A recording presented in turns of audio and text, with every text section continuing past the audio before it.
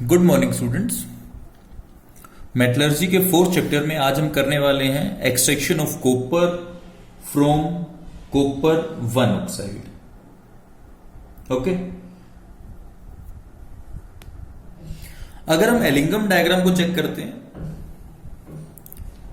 तो उस केस में जो स्मेल्टिंग करनी है हमने या रिडक्शन करना है, ओके, तो उस केस में हम देखते हैं कि जो कॉपर की ऑक्सीडेशन की लाइन है वो नियरली टॉप पे जा रही है इस फिगर के अंदर।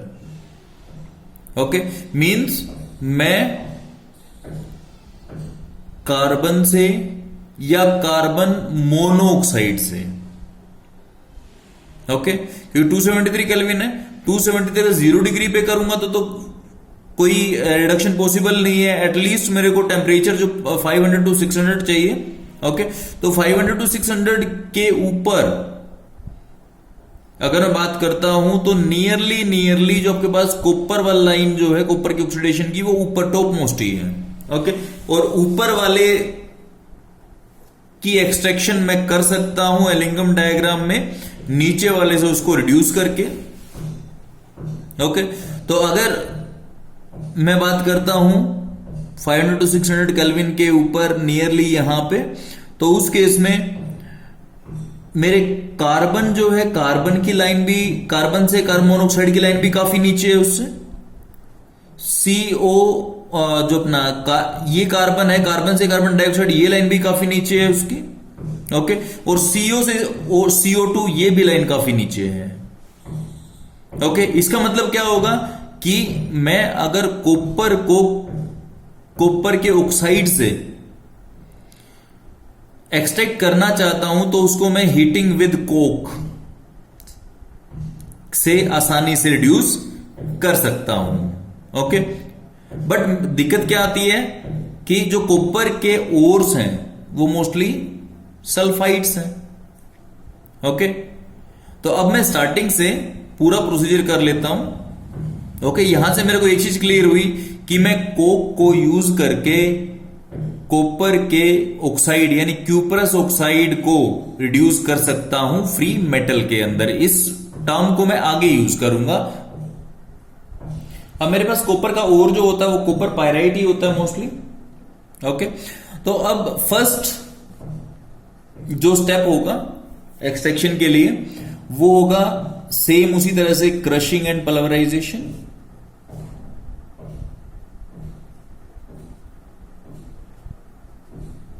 ग्राइंडिंग भी बोल सकता हूं इसको मैं। ओके, बड़ा रॉक का पार्टिकल मिला, उसको पहले स्मॉल स्टोन्स में मैंने ब्रेक कर लिया और उसके बाद उसको पाउडर कर लिया। ओके, अब सेकंड जो आती है वो आती है कंसंट्रेशन ऑफ ओर।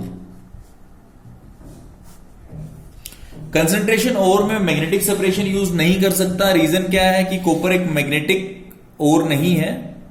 ओके, वो सिर्फ आयरन में ही होता है। ओके, तो यहां जो मैं यूज कर सकता हूं वो यूज कर सकता हूं या तो ग्रेविटी सेपरेशन, हाइड्रोलिक वॉशिंग बोलता हूं जिसको मैं। ओके, या फिर यूज जो ज्यादा यूजफुल है वो है मेरे पास फ्रोथ फ्लोटेशन प्रोसेस।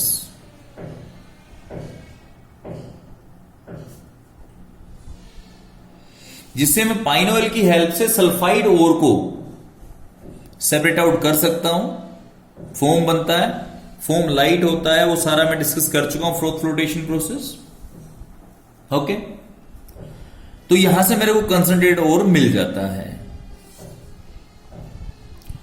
उसके बाद मैंने क्या करना है,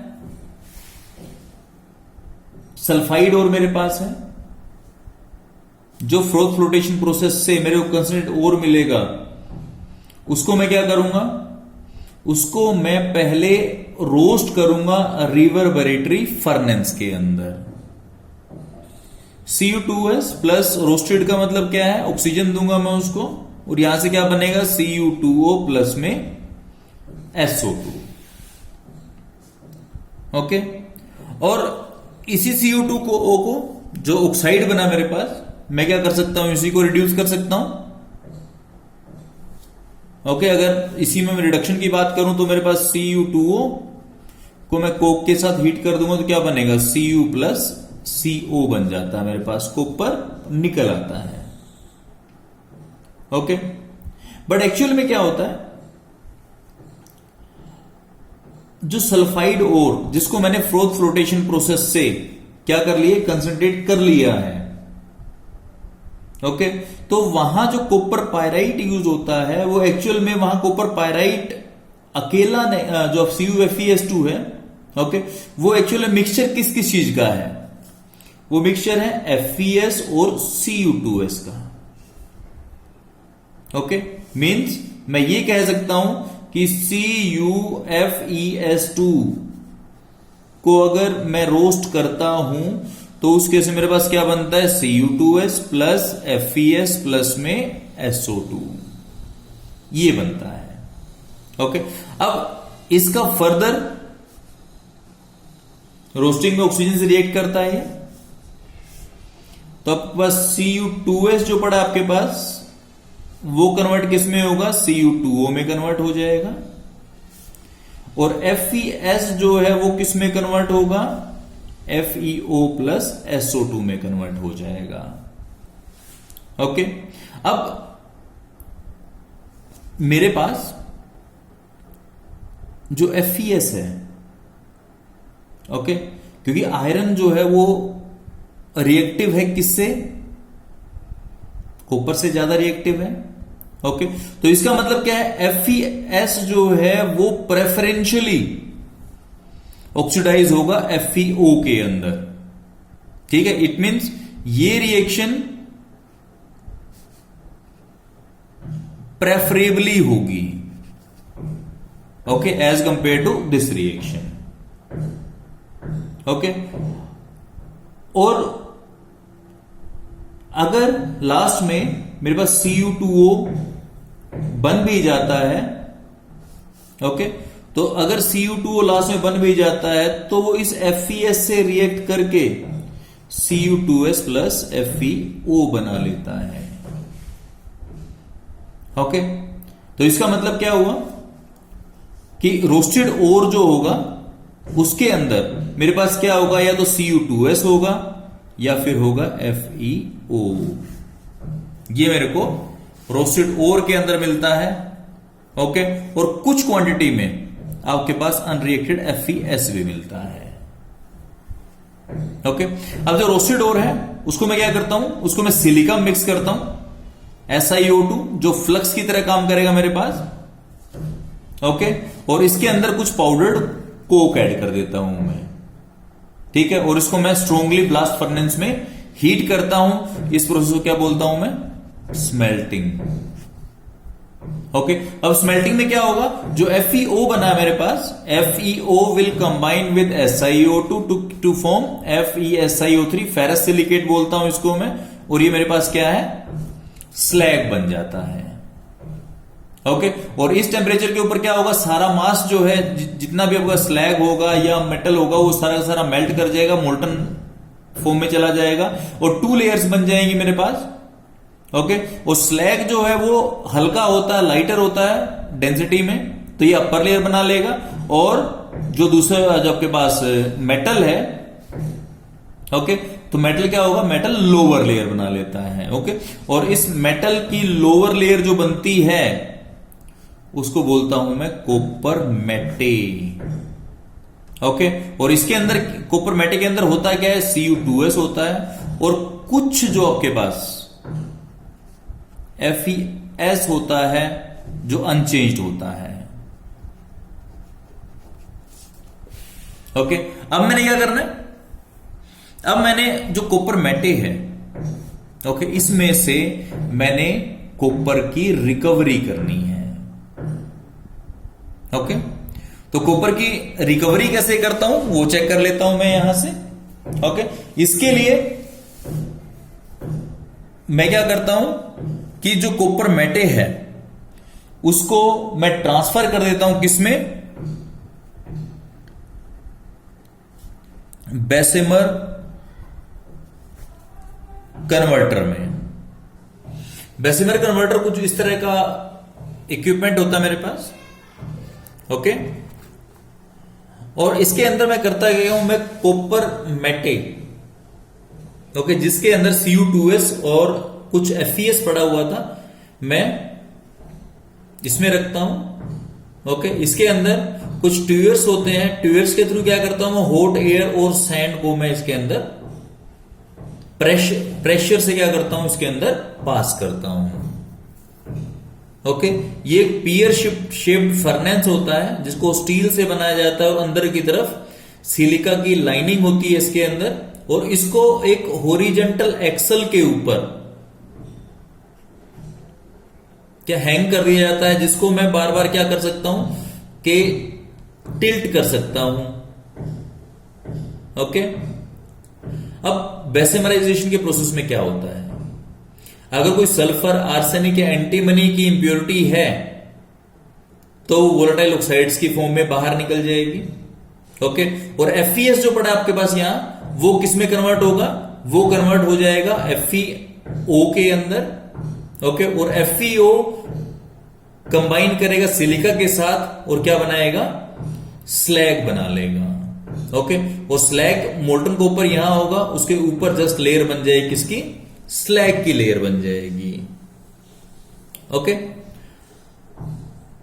उसके बाद क्या होगा, जब सारा का सारा आयरन स्लैग की फॉर्म में निकल जाएगा। ओके, जब सारा का सारा आयरन स्लैग की फॉर्म में निकल जाएगा तो उसमें से कुछ कॉपर सल्फाइड Cu2S जो होगा उसका क्या हो जाएगा, उसका ऑक्सीडेशन हो जाएगा किसमें, क्यूप्रस ऑक्साइड में। ओके, और क्यूप्रस ऑक्साइड जो है वो क्या करेगा, वो Cu2S से रिएक्ट करके कॉपर मेटल बाहर निकाल देगा। ओके, तो इसकी रिएक्शंस को अब डिस्कस कर लेते हैं। अब बेसिमर कन्वर्टर में होता क्या है, जो FeS है, जो पहले बात की थी मैंने, ऑक्सीजन से रिएक्ट करके क्या बनाता है, FeO प्लस SO2। ओके, और FeO जो ये क्या करेगा, ये सिलिकॉन डाइऑक्साइड के साथ SiO2 मिट्टी के साथ रिएक्ट करके FeO plus SiO2, this is giving me ferrous silicate FeSiO3। ये क्या किसका पार्ट है, स्लैग का पार्ट है। ओके, और इसके बाद जो सेकंड मैंने बात की थी कि जो आपके पास Cu2S थोड़ा बहुत पड़ा है,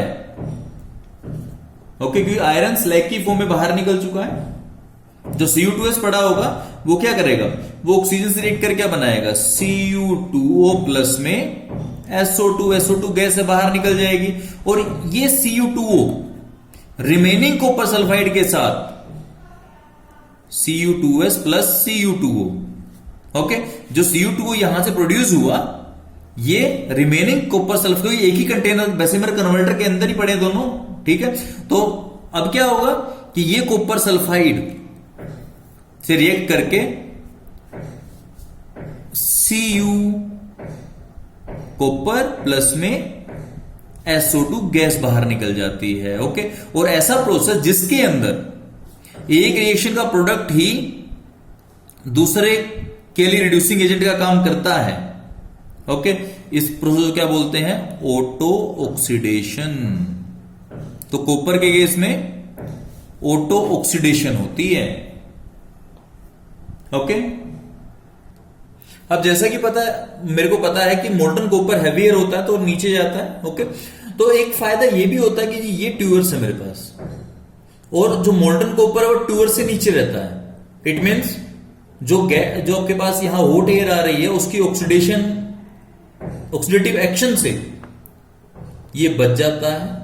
ओके, और जिस तरह से प्रोसेस कंप्लीट हो जाता है तो मैं क्या करता हूं, इसको जो आपके पास स्पीयर शेप्ड कंटेनर है इसको मैं टिल्ट कर देता हूं। ओके, इससे क्या होगा, और दूसरी बात क्या है कि जो आपके पास मोल्टन मेटल मिलेगा उसको मैं सैंड मोल्ड्स में, क्योंकि जो शेप मैंने देनी होती है वो सैंड मोल्ड्स में डाल देता हूं। ओके, और जिस तरह से आपका मेटल सोलिडिफाई होगा, मेटल ठंडा होगा, ओके, तो जो इसके अंदर SO2 डिजोल्व है वो बाहर निकल जाएगी। ओके, और कुछ, क्योंकि काफी हद तक तो निकल जाएगी, बट कुछ गैस के जो आपके पास बबल्स हैं वो कॉपर के अंदर जब सोलिडिफिकेशन होगी तो अंदर में ट्रैप हो जाएंगे। ओके, और इसको अपीयरेंस कहते हैं ब्लिस्टर अपीयरेंस। ओके, जैसे आपके केक के अंदर गैस जब बाहर निकलती है तो क्या करती है, वो छोटे छोटे पोर्स छोड़ जाती है। ओके, तो इस अपीयरेंस को कहते हैं ब्लिस्टर अपीयरेंस। ओके, अब जो कॉपर हमारे पास है इसके अंदर नियरली 1% इंप्योरिटी रहती है, और ऐसे कॉपर को बोलता हूं ब्लिस्टर कॉपर। ओके, और इस ब्लिस्टर कॉपर का फायदा क्या होता है कि मैं इससे रोड्स बना सकता हूं, ठीक है, क्योंकि इम्प्योर रोड्स बनेंगी। ओके, और इसको मैं क्या करता हूं, इलेक्ट्रोलिटिक रिफाइनिंग से रिफाइन कर सकता हूं, प्यूरिफाई कर सकता हूं, क्योंकि जो इलेक्ट्रोलिसिस है या इलेक्ट्रोलिटिक रिफाइनिंग है उससे मेरे को नियरली 99.9% तक प्योर कॉपर मिल जाता है। अब ये मेरे पास डायग्राम है कि जो कॉपर मेटे बन गया था मेरे पास। ओके, मैं उससे क्या बनता हूं, क्योंकि मैंने क्या कहां डालना है, सैंड मोल्ड्स में डालना है, जिससे मैं क्या बना सकता हूं, इम्प्योर मेटल, जो 99% प्योर मेटल था 1% इम्प्योरिटी के साथ था, उसकी मैं रोड्स बना सकता हूं। ओके, और उसके बाद मैं क्या करता हूं कि ये जो सॉल्यूशन है, एक बड़ा कंटेनर लेता हूं जिसके अंदर मैं 2 रोड्स को डिप करता हूं। एक रोड वो होगी जो कॉपर मेटे से बनी होगी, इम्प्योर मेटल से बनी हुई होगी। ओके, और सेकंड जो रोड है वो होगी प्योर मेटल के लिए। ओके, जो इम्प्योर है उसको मैं क्या करता हूं, बैटरी के पॉजिटिव टर्मिनल से कनेक्ट करता हूं, जिससे एक एज ए एनोड काम करेगी, ऑक्सीडेशन होना है इसके ऊपर। ओके, और जो आपके पास प्योर रोड है, प्योर कॉपर की रोड है, उसको मैं किससे कनेक्ट करता हूं, नेगेटिव टर्मिनल से, जो वहां कैथोड का काम करेगी। ओके, एक इलेक्ट्रोलिटिक सेल बना रहा हूं मैं। ओके, जिसके अंदर एसिडिफाइड कॉपर सल्फेट सॉल्यूशन मैंने डाल रखा है। ओके, अब क्या होगा, देखो मेरे को पता है कि एनोड पे क्या होगा, ऑक्सीडेशन होगी, और ऑक्सीडेशन का मीनिंग क्या है कि जो कॉपर इसके अंदर पड़ा है इंप्योरिटी को छोड़कर, उसका ऑक्सीडेशन होगा, और ऑक्सीडेशन का मीनिंग क्या है, loss of electron, Cu2++ 2 electrons release होंगे। अब इस रोड के ऊपर Cu2+ है, आयन कभी भी सॉलिड स्टेट में नहीं रह सकता। अब नहीं रह सकता तो क्या होगा, Cu2+ चला जाएगा किसके अंदर, इस सॉल्यूशन के अंदर। ओके, और 2 इलेक्ट्रॉन्स ये कभी भी कहां रह सकते, सॉल्यूशन में नहीं रहते, ये तो कहां, रोड पे रह जाएंगे। ओके, तो क्या होगा, यहां से इलेक्ट्रॉन्स निकलेंगे, बैटरी क्रॉस करके पहुंचेंगे कहां तक, यहां तक। ओके, यहां पहुंचेंगे तो क्या होगा, अब देखो कि ये जो है ये किसमें चला गया, सॉल्यूशन के अंदर चला गया। सॉल्यूशन के अंदर ऑलरेडी क्या पड़ा है, CuSO4। CuSO4 का मीनिंग क्या है कि ये कन्वर्ट होगा Cu2++ में SO4 2- में कन्वर्ट होता है। ओके, और ये जो सॉल्यूशन वाला Cu2+ है, अब ये पहुंचेगा कहां पे, कैथोड के ऊपर, जहां उसका रिडक्शन होगा, और कैथोड पे क्या होगा, Cu2++ 2 इलेक्ट्रॉन्स, ये वो इलेक्ट्रॉन्स है जो यहां से लॉस हुए थे, पहुंच गए यहां पे, दोबारा क्या होगा, कॉपर सॉलिड मेटल बन जाएगा। इट मींस सॉल्यूशन से Cu2+ इसके ऊपर डिपॉजिट होता रहेगा, और जो सॉल्यूशन में कमी आएगी Cu2+ की, वो यहां से पूरी होती रहेगी। ओके, धीरे धीरे क्या होगा, Cu2+ यहां से निकल के यहां चिपकता रहेगा। ओके, और जो इसमें इंप्योरिटी होगी, वो इंप्योरिटी क्या होगी, उसका तो कोई भी ऑक्सीडेशन रिडक्शन होना नहीं है इंप्योरिटी का, तो इंप्योरिटी क्या होगी, इंप्योरिटी नीचे गिरती रहेगी। ओके, और इंप्योरिटी अगर नीचे गिरती रहेगी तो यहां एक मड इकट्ठी हो जाएगी, जो इंप्योरिटी की मड है उसको क्या बोलता हूं, एनोड मड, क्योंकि एनोड के नीचे इकट्ठी हो रही है ये। ओके, तो इस तरह जो मेरे पास कॉपर मिलता है, this is nearly 99.9% pure. Okay, और इस प्रोसेस को बोलता हूं मैं इलेक्ट्रोलिटिक रिफाइनिंग। ओके, तो मैंने यहां कर ली है, जब मैं आगे रिफाइनिंग प्रोसेस पढ़ूंगा तो उसमें ये कॉपर की इलेक्ट्रोलिटिक रिफाइनिंग मैंने डिस्कस करनी थी। ओके, तो आगे हम जो है वहां स्किप कर देंगे। ओके, तो ये मेरे पास क्या है, electrolytic refining of copper, means copper मेरे को 99.9% प्योर यहां से मिल जाता है। तो इस तरह से यहां एनोड की रिएक्शंस मैंने जो दूसरे पेज पे राइटअप की थी वो यहां मैंने कॉपी कर दी है। ओके, तो एनोड पे ऑक्सीडेशन हो जाएगा और कैथोड पे रिडक्शन हो जाएगा। अब हम बात कर रहे हैं extraction of zinc from its ore. Okay, तो ओर की अगर बात मैं करता हूं तो ओर क्या क्या मेरे पास, जिंक सल्फाइड है या जिंक कार्बोनेट है। ओके, तो जिंक सल्फाइड से अगर निकालता हूं तो अलग वे से, थोड़ा सा अलग वे हो जाएगा, और कार्बोनेट से अलग वे हो जाएगा। ओके, तो फर्स्ट कॉमन प्रोसेस है मेरे पास, वो क्या है, क्रशिंग एंड पल्वराइजेशन। जो बड़े पीसेस मिलेंगे उसको पहले स्मॉल पीसेस में ब्रेक करूंगा और फिर पाउडर की फॉर्म में कन्वर्ट कर दूंगा मैं।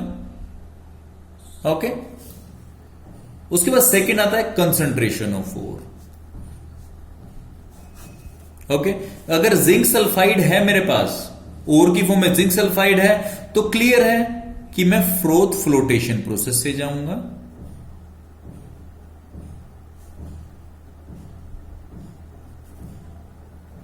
ओके, और अगर मेरे पास जिंक कार्बोनेट है, ओके, तो मैं फ्रोथ फ्लोटेशन से नहीं जा सकता, मैं किससे जाऊंगा, तो ग्रेविटी सेपरेशन होगा मेरा।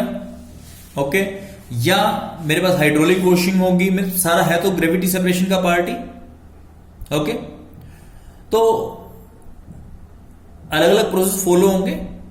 ओके, जो सूट करेगा हमें। उसके बाद थर्ड आता है मेरे पास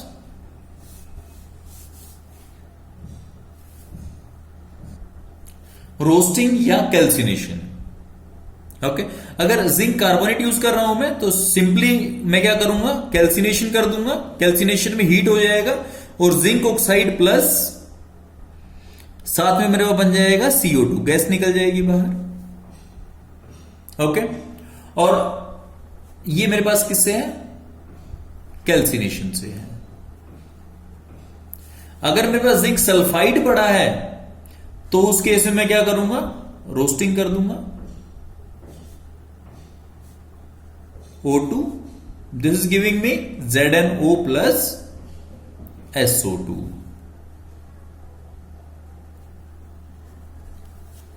ओके, तो depending upon type of ore मैं अलग अलग प्रोसेस फॉलो करता हूं। ओके, फाइनली मेरे को क्या मिल जाता है, जिंक ऑक्साइड। ओके, अब मैं इस जिंक ऑक्साइड को मेरे क्या करना है, मैंने फ्री मेटल में रिड्यूस करना है। और रिडक्शन के लिए जैसा हमें पता है कि हम क्या फॉलो करेंगे, एलिंगम डायग्राम फॉलो करेंगे। ओके, इस डायग्राम को कॉपर में भी कर चुके हैं। ओके, इसमें जिंक आ रहा है तो इसी को मैं यूज कर लूंगा, मेरे को दिक्कत नहीं है। ओके, और मोस्ट कॉमन या चीप रिड्यूसिंग एजेंट मेरे पास कोक होता है, जिसे मैं कार्बन मोनोऑक्साइड भी बना सकता हूं। ओके, जो भी जैसे भी सुटेबल होगा वैसे मैं उसको यूज करूंगा। ठीक है, अब मैं शुरू करता हूं। जिंक का ऑक्सीडेशन काफी डेल्टा जी जो है वो काफी माइनस में है उसके लिए, और कार्बन मोनोऑक्साइड दोनों की कर्व्स इससे काफी ऊपर है। और हमें पता है एलिंगम डायग्राम के नीचे, सॉरी एलिंगम डायग्राम के अंदर जो नीचे होता है that acts as a reducing agent. ठीक है, इट मींस यहां तक, इस 1180 केल्विन तक मैं ना तो कार्बन, जो ये कार्बन का कर्व है, कार्बन को as a reducing agent use कर सकता हूं। ओके, जो कार्बन मोनोऑक्साइड में कन्वर्ट होगा, और ना ही मैं C+O2 वाले कर्व को यूज कर सकता हूं। रीजन क्या है, दोनों में है तो कोक ही एक्चुअल में। ओके, बट कन्वर्जन कहां तक हो रहा है वो डिपेंड उसके ऊपर करता है। ओके, बट 1180 केल्विन के बाद अगर मैं चेक करता हूं तो हुआ क्या कि जिंक की जो कर्व है वो क्रॉस कर जाती है किसको, कार्बन मोनोऑक्साइड वाली कर्व को। Okay, C+O2 carbon monoxide. ठीक है, इसका मतलब क्या होगा कि 1180 केल्विन के बाद जिंक वाली कर्व ऊपर और उससे नीचे वाली उसके लिए रिड्यूसिंग एजेंट काम कर सकती है। इट मींस 1180 केल्विन तक तो मैं जिंक ऑक्साइड को रिड्यूस नहीं कर सकता, लेकिन 1180 केल्विन के बाद जिंक ऑक्साइड को जितना टेम्परेचर हाई करूंगा उतना ही गैप बढ़ता जा रहा देख सकते हैं आप, ठीक है। तो इसमें जितने हाई टेम्परेचर 1180 से ऊपर कोई भी टेम्परेचर हो, कोई दिक्कत नहीं है मेरे को, मैं कोक से रिड्यूस कर सकता हूं किसको, जिंक ऑक्साइड को। और अगर मैं 1270 केल्विन के बाद देखूं तो 1270 केल्विन के बाद जो कार्बन डाइऑक्साइड वाली कर्व है उसको भी जिंक का कर्व क्रॉस कर जाता है। इट मीन्स अब चाहे तो ये प्रोसेस यूज कर लूं, मैं इसको रिड्यूसिंग एजेंट की फॉर्म में यूज कर लूं या इसको यूज कर लूं, कोई दिक्कत नहीं है 1270 के बाद। ओके, तो यहां से मैं क्या कहता हूं कि लो 1180 से नीचे तो मैं जिंक ऑक्साइड को रिड्यूस नहीं कर पाऊंगा, बट 1180 केल्विन के बाद मैं कोक को आसानी से यूज कर सकता हूं, किसके लिए, रिडक्शन के लिए। ओके, और एक चीज और ध्यान रखने वाली बात है, ये देखिए कि ये है कार्बन मोनोऑक्साइड की curve, carbon monoxide to CO2 carbon dioxide तक की कर्व। पूरे के पूरे ग्राफ के अंदर ये कार्बन मोनोऑक्साइड की कर्व जिंक से ऊपर रहती है। ओके, इट मींस मैं कभी भी कार्बन मोनोऑक्साइड को जिंक ऑक्साइड की रिडक्शन के लिए यूज नहीं कर सकता। ओके, अब मेरे को एक चीज और भी पता है कि बॉइलिंग पॉइंट, जिंक का बॉइलिंग पॉइंट लो है, ओके, जो 1180 केल्विन से नीचे है। ओके, इसका मतलब क्या होगा, मेटल डिस्टिल्ड ऑफ हो जाएगा, ठीक है। और डिस्टिल अगर इस टेम्परेचर पे डिस्टिल ऑफ हो जाएगा तो उसको रैपिड कूलिंग की या चिलिंग की जरूरत रहेगी। मैं कूलिंग तो नहीं बोलूंगा, मैं बोलूंगा चिलिंग की जरूरत रहेगी, ठीक है, ताकि वो मेटल एवोपोरेट ना हो जाए। ओके ओके, आज के लिए इतना ही। Thank you and have a nice day.